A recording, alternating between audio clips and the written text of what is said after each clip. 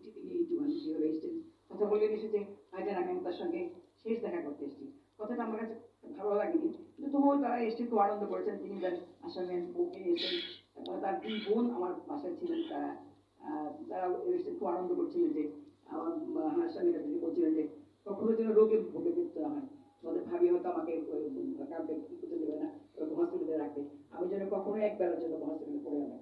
এবং মৃত্যুর দিনও তিনি এত আনন্দ করে একবারে লাস্ট ডিনারটা এত সুন্দর করে খাওয়ান, এবং বোন হাসতে হাসতে বলে গেলেন যে পাকিস্তান আফগান খেলাটা দেখো দেখো আফগান কি দেখাচ্ছে আজকে। বলতে বলতে কিন্তু করে খেলা দেখতে গেলাম, সব নিজের কাপড় চেঞ্জ করে দিলে একদম রিমোট নিয়ে এত সুন্দরভাবে বসলেন খেলা দেখতে। আমিও দৌড়ে পড়ে গেলাম তার বোনকে তুলে করে দিয়েছে, আমি চলো লাস্ট খেলাটুকু একসাথে দেখি। আমি ধপ করে তার পাশে বসলাম, সবসময় আমি বসলাম বসে একটু জোরে হলে ওরা যাতে জোরে বসো কেন, তিনি কোনো কথা যখন বললেন না, রিমোটটা ধরে আছেন, খেলা দেখতে সামনে দিকে থাকে, আমার একটু অবাক লাগবে যে শুধু এরকম করে কথা কেন কখনো। আমি তাকে একটু ধাক্কা দিয়ে বললাম তুমি এত ঘুমাও কেন, মজ্জা কেন, তিনি কথা বললেন না।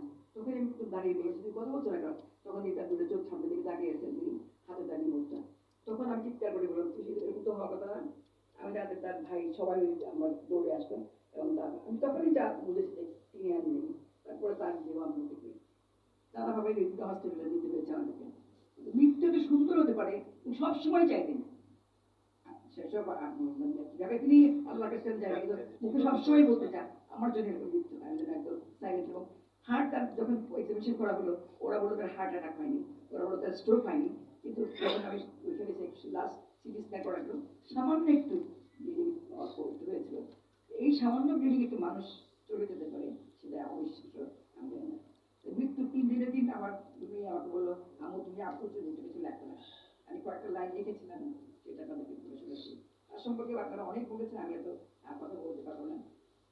বিচারপতি মোহাম্মদ আব্দুর রশিদ, বাবা আমার 3 নম্বর সন্তান, জীবনের পর প্রথম ছেলে, পরিবারের আনন্দ ধারা। মা ডাকলেন খোকা বলে। খোকার শৈশব ছিল দুরন্ত, কৈশোর দুর্দান্ত, যৌবন অপ্রতিরোধ। প্রলুপ্ত তাকে করেছিল আত্মবিশ্বাসী, বার্ধক্যে তিনি স্বয়ংসম্পূর্ণ। নীতির প্রশ্নে আপোষহীন মুক্তিযুদ্ধের চেতনায় বিশ্বাসী খোকা হলেন বিচারপতি মোহাম্মদ আব্দুর রশিদ। তৃণমূল থেকে রাষ্ট্রীয় পর্যায়ে সকলের জন্য ভালোবাসা, পরিবার সহ বন্ধু বান্ধবদের সুখে দুঃখে শরীক হয়ে ভালো মন্দ মিলিয়ে অসাধারণ বিচারপতি আব্দুর রশিদ। রাজপথে দীপ্ত পায়ে একসাথে চলার সাথে একাত্মে পারিবারিক জীবনের দীর্ঘ 48 বছর সুখে আনন্দ বেদনার বর্ণাঢ্য জীবনে যেন আব্দুর রশিদ। বর্ণাঢ্য জীবনে এটি টেনে নীরবে কোনো সাড়া না দিয়ে না ফেরার সে চলে গেলেন স্বয়ংসম্পূর্ণ আত্মবিশ্বাসী ব্যক্তিত্ব। সবার ভালোবাসা সিক্ত হয়ে মদন্তলার স্নিগ্ধ ছায়ায় ঘুমিয়ে আছেন মায়ের কোলে বিচারপতি আব্দুর রশিদ। প্রিয় প্রাঙ্গণ স্নেহালয়ের শূন্যতায় সবাই বেদনা হতো। অভিভাবকহীন স্নেহালয় বিষণ্ণ বহমান জীবন প্রতি মুহূর্তে এগিয়ে চলছে। স্নেহালয়ের স্নেহের কাহিনীরা থমকে গেছে। স্নেহের মাঝে যে কথাটি সবাই শিখেছে, হতে হবে পরিপূর্ণতাবাদী। সবাই বলি মাথা তুলে সত্যকে মেনে নিতে হবে। সত্য যে বড় কঠিন, কঠিনে যে ভালোবাসিলাম সে কখনো পড়ে না বঞ্চনা। না ফেরার দেশে ভালো থেকো মায়ের আদরের খোকা, আমার সহ অভিভাবক বন্ধু অজ্জলার সাথী বিচারপতি মোহাম্মদ আব্দুর রশিদ। তিনি কিন্তু আগেই বলে গিয়েছিলেন তার কবর যেন আজিমপুরে দেওয়া হয়, কারণ অনেকেই মনে করেছিলেন যে তার কবর কেন ময়মনসিংহে না হলো না, তাকে আবার কেন বনানীতে না হলো না, বুদ্ধিজীবী গোষ্ঠী না হলো। তার মাকে সেখানে তিনি কবর দিয়েছেন, তার মাও তার আমার কাছে ছিলেন, এবং তিনিও ডিজায়ার করেছিলেন তাকে যেন আজিমপুরে দেওয়া হয়। এবং তারপরে তিনি বলে গেছিলেন, আমার ভাইকে বলে গেছিলেন, আমাকে বারবার বলেছেন যে তার ইচ্ছে ছিল যে তার দেহটা তার মানে মিডিল কলেজে দান করাবো, কিন্তু ফর্ম ফিল আপ করে তিনি করতে পারেননি। সেটা কারণ অ্যাডমিশন পর বাচ্চার পারমিশন লাগবে, তিনি সেটা সাহস করে নিতে পারেন নাই। পরবর্তী ক্ষেত্রে এই জন্যই আজিমপুরে দাফন করা যায়। সবাই আপনারা তার জন্য দোয়া করবেন। ধন্যবাদ।